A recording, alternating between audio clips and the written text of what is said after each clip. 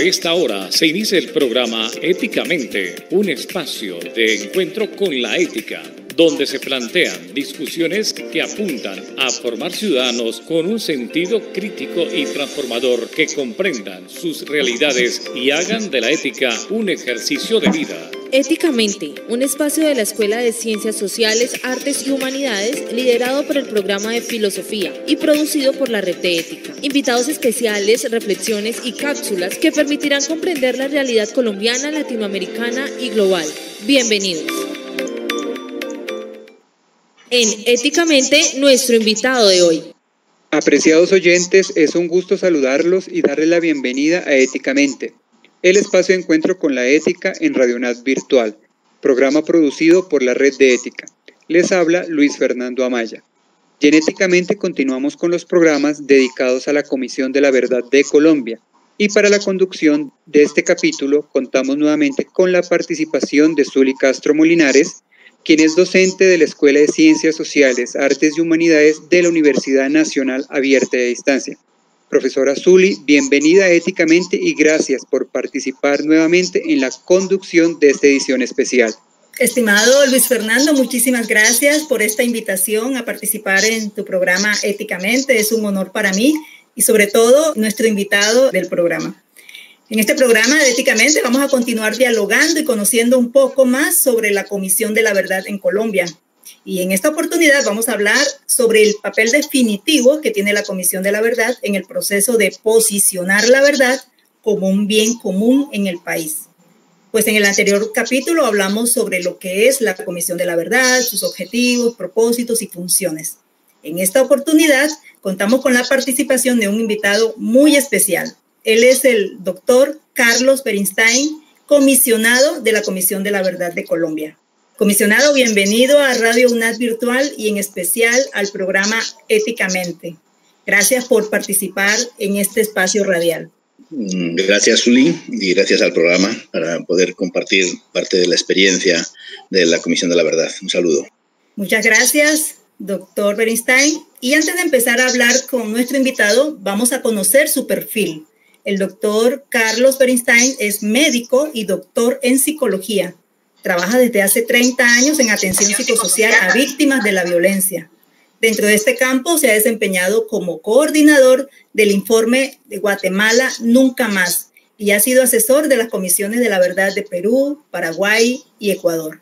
En el campo investigativo ha participado en investigaciones sobre violaciones a derechos humanos en Sahara Occidental y fue perito de la Corte Interamericana en 6 casos de Colombia, México, Ecuador y Guatemala. También fue miembro del grupo interdisciplinario de expertos independientes de la Comisión Interamericana para el caso de los 43 estudiantes desaparecidos en Guerrero, México, y asesor de la Corte Penal Internacional en casos de la República Democrática del Congo, Kenia, Uganda y la República Centroafricana. Ha escrito numerosos libros e investigaciones, entre las que se destacan Diálogos sobre la reparación, experiencias en el sistema interamericano, Reconstruir el tejido social, un enfoque crítico de la ayuda humanitaria, Manual psicosocial de investigación de violaciones de derechos humanos, entre otros.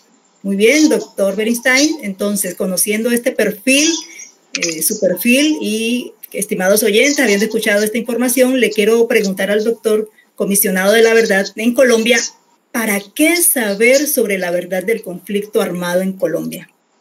Bueno, conocer la verdad del conflicto armado es muy importante en un proceso de reconstrucción del tejido social, ¿no? En los procesos post-conflicto, después de una dictadura, después de un conflicto armado, en donde la verdad ha sido también una de las víctimas de ese conflicto. En un conflicto armado se miente mucho. Y hay una cosa, sintonizando un poco también con el título de este programa, ¿no?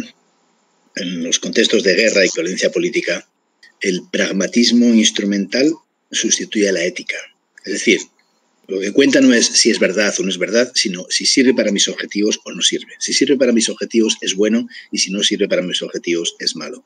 Y eso sustituye a la ética y a la verdad, ¿no? Y no se puede reconstruir un país sin el piso común del respeto a los derechos humanos. Para las víctimas la verdad es un marco social de reconocimiento, ¿no? Porque han tenido que guardar muchas veces sus experiencias durante años o durante décadas sin poder compartirlas porque eran criminalizadas o eran señaladas, guardarlas en su corazón. A veces han denunciado y la denuncia, digamos, les ha traído más violencia o más represión, ¿no?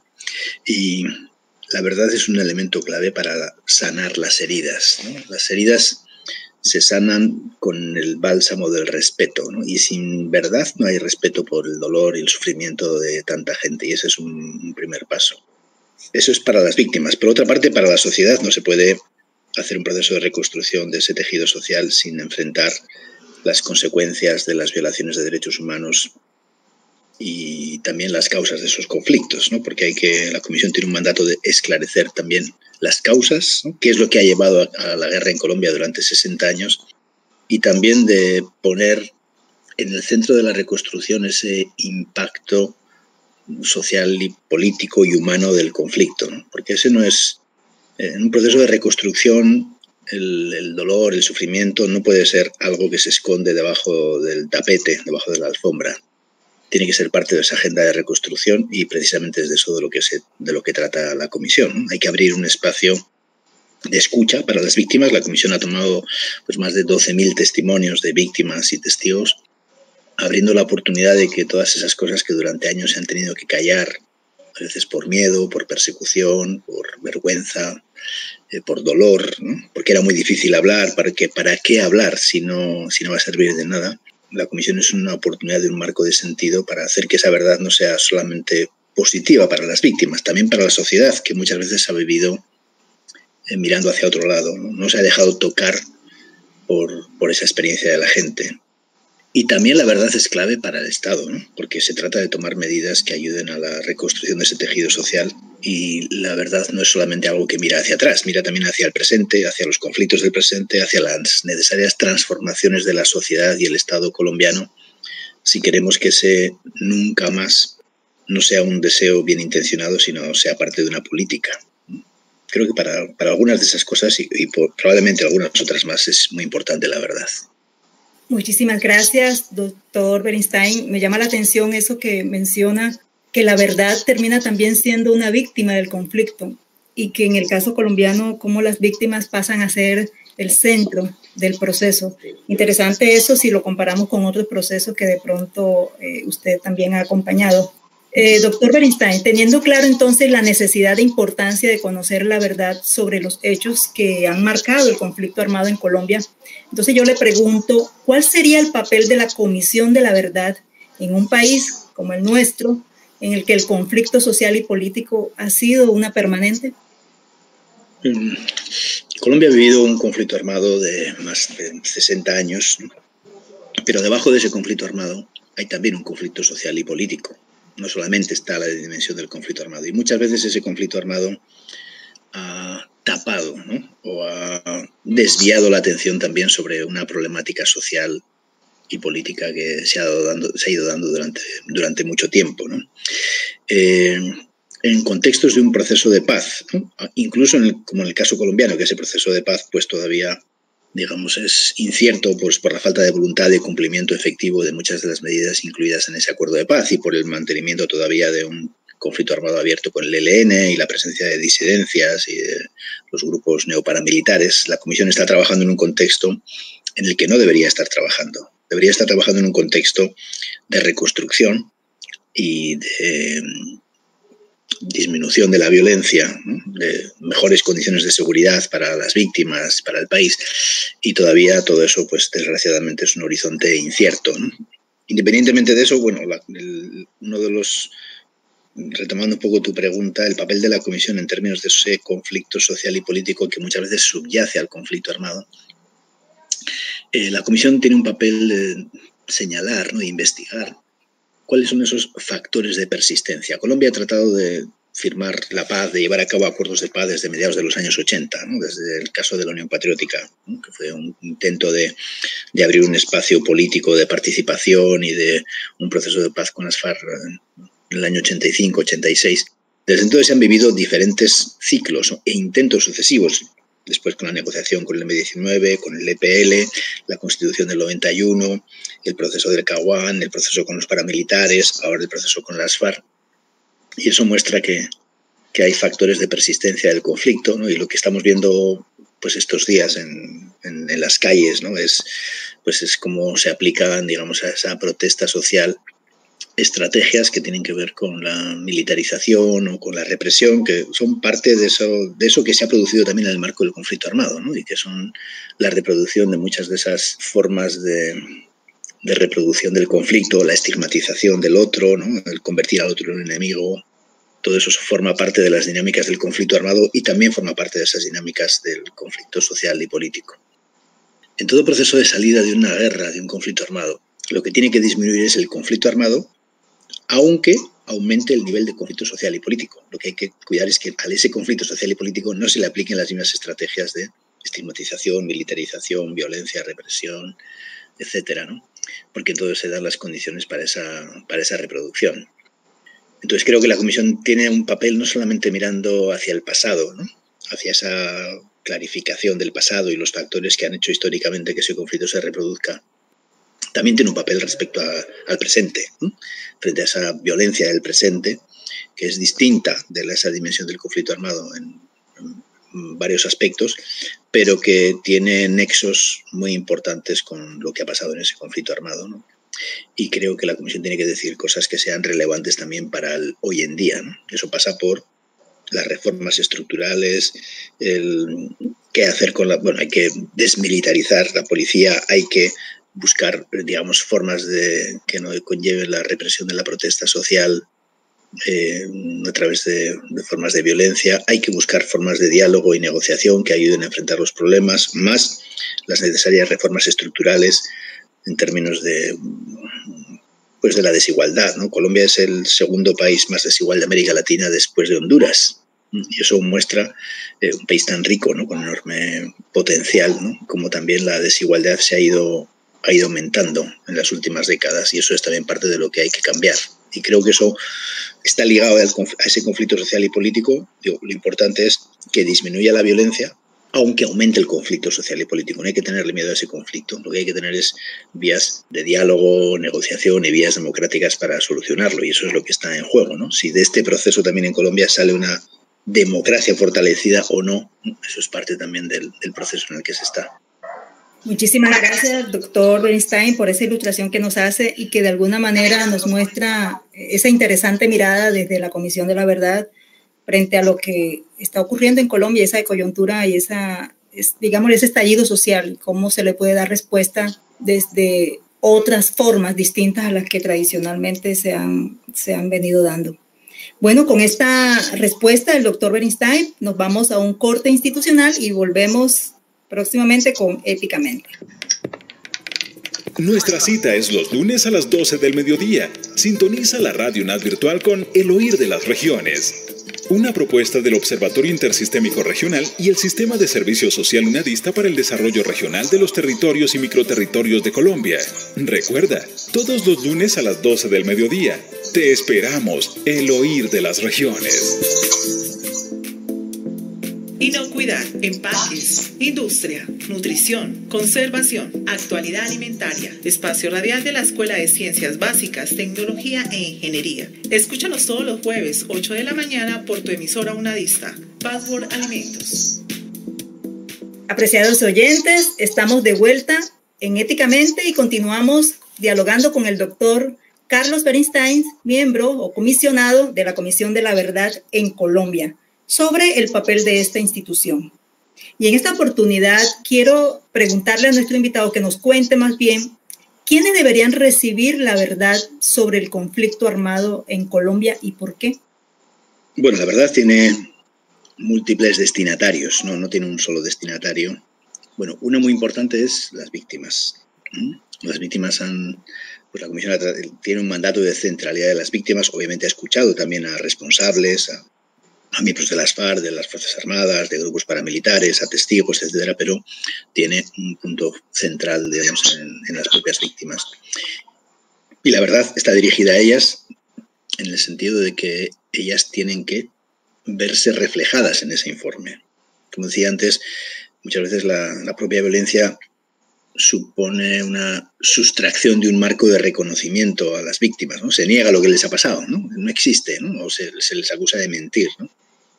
La comisión tiene que decir que es verdad lo que ellas han vivido y tiene que construir una verdad en la que la gente se reconozca, porque ese es el primer paso para la reconstrucción, ¿no? Para no quedar en la cuneta de la historia, ¿no? Si la gente siente que su historia sí está ahí, esa es la primera parte, el primer paso para una inclusión social, ¿no? De muchas víctimas que han quedado por fuera, ¿no? A través de esa dinámica de la violencia, pues, por fuera del propio país, ¿no? De la propia construcción y de trabajo en sus comunidades. La verdad también es muy importante para la sociedad. Hace muchos años, trabajando en El Salvador, yo le pregunté a una de las líderes del movimiento de derechos humanos, de las víctimas de El Salvador, ¿no? La Madre Guadalupe.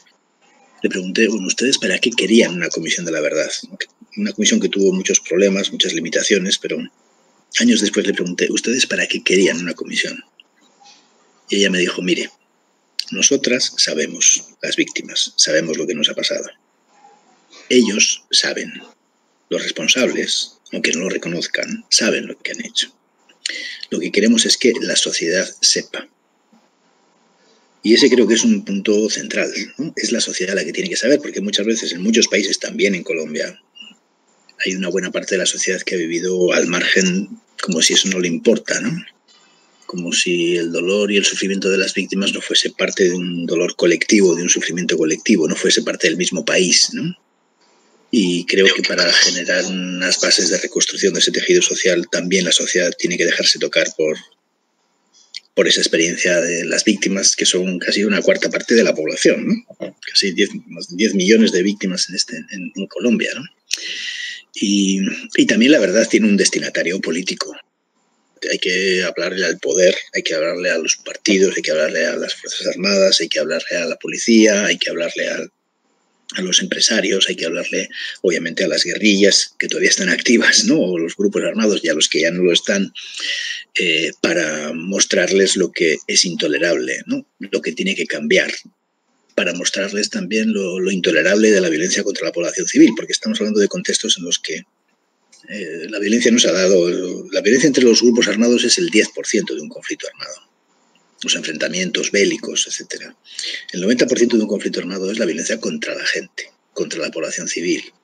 El controlar los territorios, el controlar los corredores, el controlar las organizaciones sociales, ¿no? Como una forma de tratar de ganar control sobre el conflicto armado. Y eso es lo que es intolerable y lo que tiene que cambiar, ¿no? También hay mensajes, entonces, especialmente frente al propio Estado colombiano, de lo que tiene que cambiar en el país para evitar esa reproducción de la violencia que históricamente ha sido pues tan dura en el caso colombiano, ¿no? Otros países han tenido diferentes conflictos armados y han tenido diferentes formas de violencia después del conflicto armado, pero digamos este reciclamiento de la guerra durante tantos años, en tantos momentos, ¿no? Aunque la gente ha tenido la esperanza y la experiencia en parte también, ¿no? De casi tocar la paz, ¿no? Casi tocarla, ¿no? Y de repente todo eso se ha venido abajo de nuevo y ha empezado un nuevo ciclo. Creo que hay destinatarios de esa verdad que tienen que ver con el propio Estado y las transformaciones que Colombia necesita, que tienen que ser parte de una política para el futuro, ¿no? Muchas gracias, doctor Bernstein, por su respuesta. Entonces, además del interés de las víctimas, porque la sociedad colombiana conozca la realidad del conflicto y lo que ellos vivieron, porque es claro que quienes cometieron los actos saben qué fue lo que hicieron, como usted bien nos comentaba, del caso de El Salvador. Entonces son muchas las voces, son muchos los relatos que ustedes han ido recogiendo, pero yo quiero referirme un poco a las demandas, a los reclamos de las víctimas. Ustedes en esos relatos y en esas voces que escuchan de las víctimas, ¿qué pueden encontrar allí sobre los reclamos de las víctimas del conflicto armado a la Comisión de la Verdad? Bueno, yo creo que en todas las entrevistas a las personas al final se les pregunta si tienen algo que decir, ¿no? Cuáles son sus reivindicaciones, qué hay que hacer para que eso no se repita, ¿no? Y ahí hay pues múltiples respuestas, ¿no? Yo diría que un reclamo, vamos a decir, más directo a la propia comisión que la gente nos ha dicho desde el principio, cuando empezamos las primeras reuniones, ¿no? Primeros talleres, presentando la comisión, el mandato, etcétera, mucha gente en muy distintos territorios nos dijo, mire, queremos una verdad que explique por qué. No solamente una verdad que cuente casos, porque Colombia conoce muchos casos, un caso, otro caso, otro caso, otro caso, ¿no? Queremos una verdad que explique. Y ese es un reclamo que me parece muy, muy importante, ¿no? Porque para poder ser transformadora, la verdad tiene que contribuir a explicar. No solamente tiene que describir el horror o la resistencia que la gente ha tenido, tiene que contribuir a explicar qué es lo que lo ha hecho posible. Y si no tenemos esa conciencia de lo intolerable, pues no va... La conciencia de lo intolerable tiene que llevarnos a la acción. Esto es lo que ha pasado, estos son los porqués o las dinámicas que han llevado a esta situación y esto es lo que tiene que cambiar, ¿no? Y eso es una demanda muy importante de las víctimas hacia la comisión, ¿no? Por otra parte, las víctimas tienen demandas hacia el Estado en general, ¿no? El cumplimiento del proceso de paz es una muy importante, ¿no? Porque todavía, digamos, el asesinato de líderes y lo que sigue pasando en muchos territorios pues muestra la importancia del desarrollo rural, de acabar con las políticas que no han podido enfrentar el problema de la droga o las economías ilegales. Eso necesita otras salidas, ¿no? Unas salidas que cuenten con la gente, cuenten con la participación de las propias comunidades y que incluyan, digamos, el desarrollo rural, local, como parte de lo que puede prevenir la violencia, ¿no? También hay una demanda muy importante de respeto a los derechos humanos y de reconocimiento hacia las propias víctimas, ¿no? Que a pesar de que haya una unidad de víctimas y a pesar de que haya habido algunas políticas de reparación en términos económicos para algunas víctimas, pues sigue siendo una demanda muy importante, ¿no? Y las demandas también, obvio, de seguridad y no repetición, ¿no? En muchos lugares en los que todavía la gente sigue teniendo miedo a hablar. Ha habido lugares duros de Colombia todavía, ¿no? En los que las mujeres, por ejemplo, nos han dicho tenemos miedo a hablar, queremos hablar y vamos a hablar, pero también tenemos miedo a hablar, ¿no? Y la protección de las víctimas pues es el punto clave, ¿no? La protección de las comunidades que siguen viviendo todavía en contextos de violencia, promover medidas de seguridad que no pasan por la militarización o por más guerra, ¿no? Pasan por el desarrollo humano a escala local y pasan por la participación de esas comunidades y pasan por su inclusión en un proyecto más colectivo, más amplio, pues eso es una demanda fundamental. Y también las demandas de que no haya impunidad, ¿no? Uno de los factores que ha contribuido a la reproducción del conflicto armado en Colombia, a la violencia contra la población civil, es la impunidad. Hay una impunidad que es penal, vamos a decir que es legal, que es la falta de castigo penal o legal frente a los responsables, pero también hay una impunidad a veces histórica, de la imposición de versiones distorsionadas de la historia o una impunidad política, ¿no? De quienes han sido responsables de esas violaciones de derechos humanos, pues han seguido teniendo control político en el país y eso también es una demanda muy importante.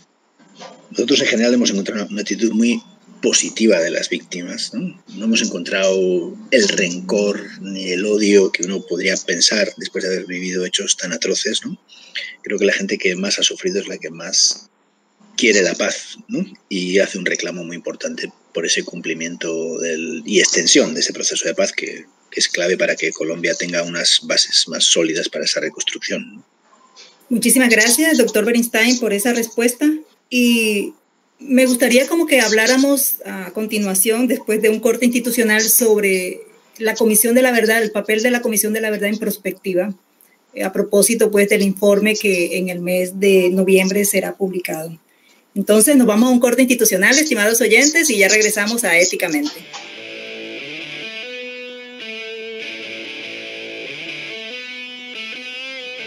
Acompáñenos a revivir álbumes icónicos del rock, desde la voz de sus fanáticos. Historias del rock, todos los miércoles a las 2 de la tarde, hora colombiana, por Radio UNAD Virtual.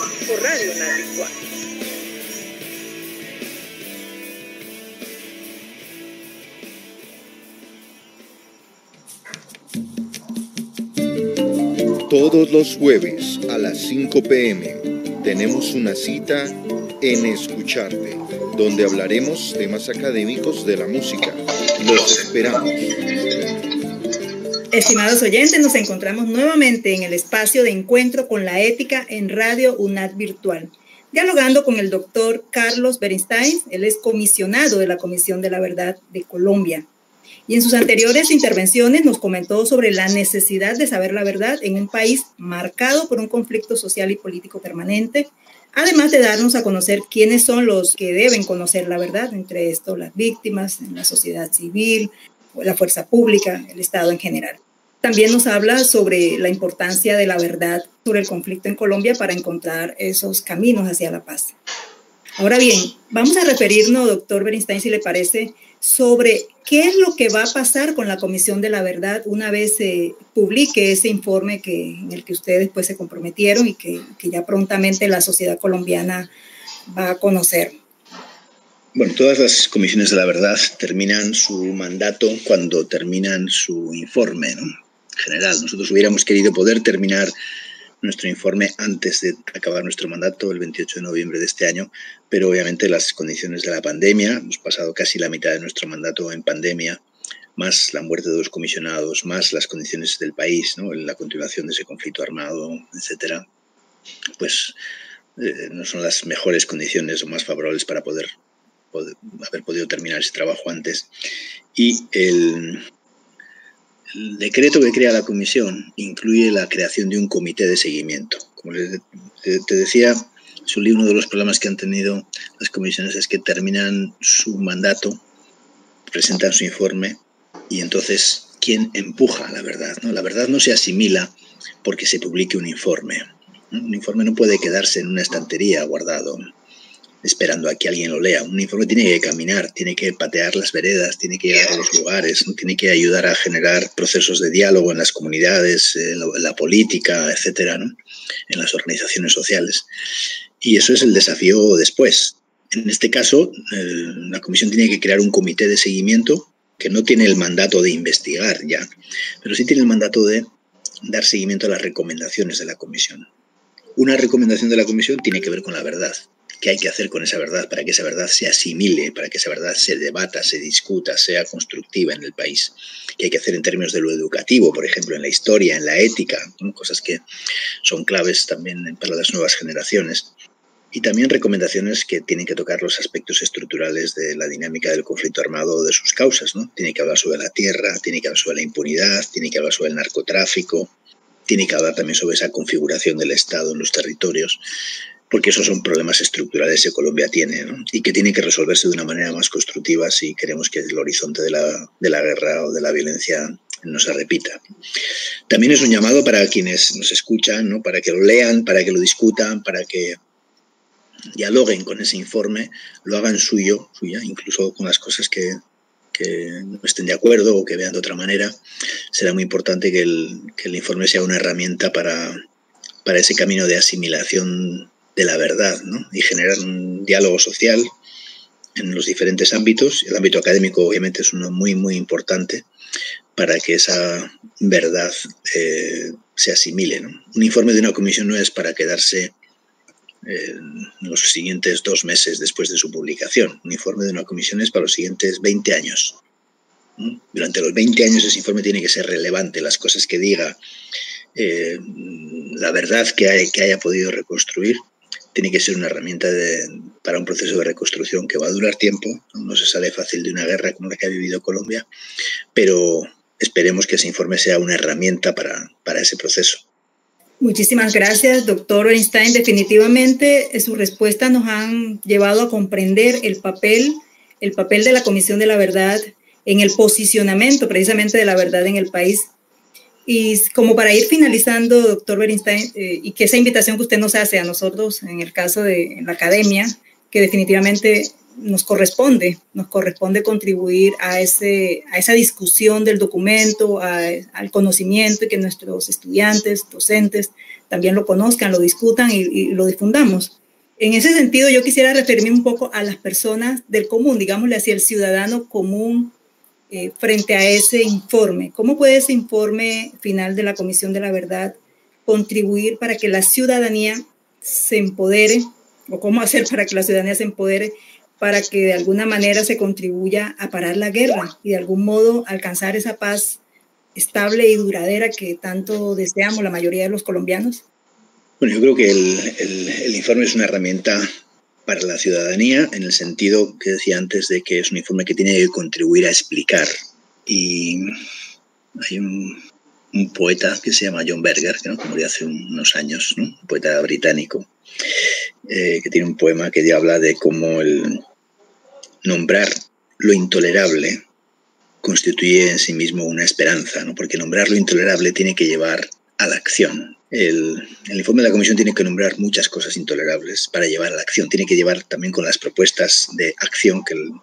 Pero eso va a depender si la gente se lo apropia, lo asume, lo asimila, lo discute, lo hace suyo, ¿no? En esa medida, porque para esas transformaciones sociales se necesita esa construcción de un sujeto. Se necesita primero perder el miedo. Creo que este mes hemos visto cómo hay una buena parte de la sociedad colombiana que, a pesar de la violencia y a pesar de respuestas totalmente negativas, ¿no? Ha sabido mantener una respuesta pacífica, la mayoría de ellas, ¿no? Y también ha sabido superar el miedo, ¿no? Porque Colombia ha sido un país también cuya memoria y cuya vida está muy atada por el miedo al ser estigmatizado, el miedo a ser objeto de violencia por parte de diferentes grupos armados, ¿no? Y creo que esto que estamos viendo de cómo la gente ha ido perdiendo el miedo es un punto muy importante para que el informe de la Comisión sea una herramienta más constructiva para el conjunto de la ciudadanía, ¿no? Creo que esto necesita cambios también que vienen desde la sociedad civil, desde la ciudadanía, ¿no? Este aprender a decir no estamos de acuerdo con lo que es intolerable, ¿no? Me parece que no es solamente algo para los líderes sociales o los defensores de derechos humanos, pasa por actitudes en la vida cotidiana de todos y de todas, ¿no? Y pasa por hacer parte, por construir esta visión colectiva de un país incluyente que Colombia requiere y que está pidiendo a gritos, ¿no? Y creo que la toma de conciencia de la ciudadanía sobre eso, ¿no? El fortalecer los lazos sociales, ¿no? Los vínculos colectivos, los procesos organizativos, ¿no? Que es lo que más se quiebra en un conflicto armado, ¿no? Porque siempre con el otro está la sospecha, quién será, quién no será, no, si me organizo me van a acusar, me van a estigmatizar, me van a llamar guerrillero, aquí vamos a tener problemas, etcétera. Creo que fortalecer esos procesos organizativos, y si uno mira el caso colombiano, comparando con otros países, la gran riqueza de Colombia es que incluso en los momentos más duros del conflicto armado, ¿no? Trabajando, por ejemplo, en Medellín, ¿no? Las monjitas de Medellín, de la Comuna 13, cuando estaba prohibido recoger los cuerpos, recogían los cuerpos, ¿no? Cuando estaba prohibido saber hasta quiénes eran los muertos o los desaparecidos, tomaban los nombres, buscaban los familiares, ¿no? Desobedecían ese mandato de silencio que muchas veces se impone con la violencia, ¿no? Y creo que eso es un mensaje también para la ciudadanía, para todos, para los jóvenes, ¿no? Que necesitamos vernos en un espejo que no sea la continuación de ya lo vivido, ¿no? Por las otras generaciones, ¿no? Sino que nos muestre un horizonte distinto, ¿no? Y creo que eso, a pesar del contexto duro y difícil también que está viviendo Colombia, pues creo que esas movilizaciones y ese dejar atrás el miedo me parece que es un paso muy importante para la construcción de esa paz y la extensión de esa paz que se necesita en los próximos tiempos para Colombia, ¿no? Muchísimas gracias, doctor Beristain. Hemos concluido, sin embargo, no puedo despedirlo sin antes pedirle unas palabras para nuestros estudiantes universitarios, no solamente los estudiantes de la UNAD, que como no sé si tiene conocimiento, esta es una universidad que tiene más de 100.000 estudiantes y nuestro curso de Ética y Ciudadanía anualmente recibimos 15.000, 16.000 estudiantes que tendrán acceso a esta información. Un mensaje para estos estudiantes. Bueno, pues primero un saludo y un abrazo y pues para los estudiantes que están siendo un ejemplo de la movilización social en este tiempo, pues creo que primero es un reconocimiento, ¿no? Porque eso es un papel clave en la sociedad, ¿no? De cómo han sido ellos los que han empezado más a salir a la calle a hablar de cosas que son problemas de todos y de todas, ¿no? Y que durante mucho tiempo han permanecido ocultos, ¿no? Por esa dinámica del conflicto armado que no ha permitido poder expresarlos, ¿no? Y me parece que sus voces, ¿no? Diciendo no, esto no es la sociedad que queremos, ¿no? Me parece que, y atreviéndose a decirlo públicamente, me parece que es una contribución muy importante para todos y para todas, ¿no? Bueno, yo doy clases en la universidad también un tiempito, aquí en mi paisito, en el País Vasco, en España, Y para mí, bueno, todas las formas de conocimiento son una forma de devolver lo aprendido, ¿no? Y de estimular a través de la experiencia que uno ha tenido también, lo que hemos aprendido en el camino yo trato de compartirlo también, ¿no? Y hay algo que he aprendido, ¿no? Y es que los adultos, ¿no? Los mayores, los adultos, ¿no? Los políticos, ¿no? No son los dueños del tiempo, ¿no? Los políticos muchas veces actúan como si fueran los dueños del tiempo. Y el tiempo le pertenece a las nuevas generaciones, ¿no? Y creo que todos tenemos que ser más conscientes de eso y mi mensaje también para ellos es que ellos también sean conscientes de eso y que esto pasa por esa rearticulación de ese tejido social, no solamente por las salidas individuales a las expectativas que uno tiene de la vida, sino también por esa dimensión más colectiva que es tan importante. Gracias. Gracias a usted, doctor Bernstein. Muchísimas gracias por haber aceptado nuestra invitación al programa Éticamente de Radio UNAD Virtual. Fue para nosotros un honor tenerlo aquí en nuestro programa. Listo, un saludo y gracias al equipo de la universidad, del programa, y gracias, Uli. Muchas gracias, doctor. Bueno, a Luis Fernando, muchísimas gracias por haberme dado la oportunidad de estar aquí en esta entrevista con el doctor Carlos Bernstein, comisionado de la Comisión de la Verdad de Colombia. Eres muy amable y quedamos atentos a otra invitación. Muchísimas gracias. Bueno, estimados oyentes, hemos llegado al final de esta segunda edición dedicada a la Comisión de la Verdad de Colombia. Y aprovecho la oportunidad para agradecer a la profesora Zuli Castro por la conducción de estas ediciones dedicadas a la Comisión de la Verdad de Colombia, como también a nuestro invitado, el doctor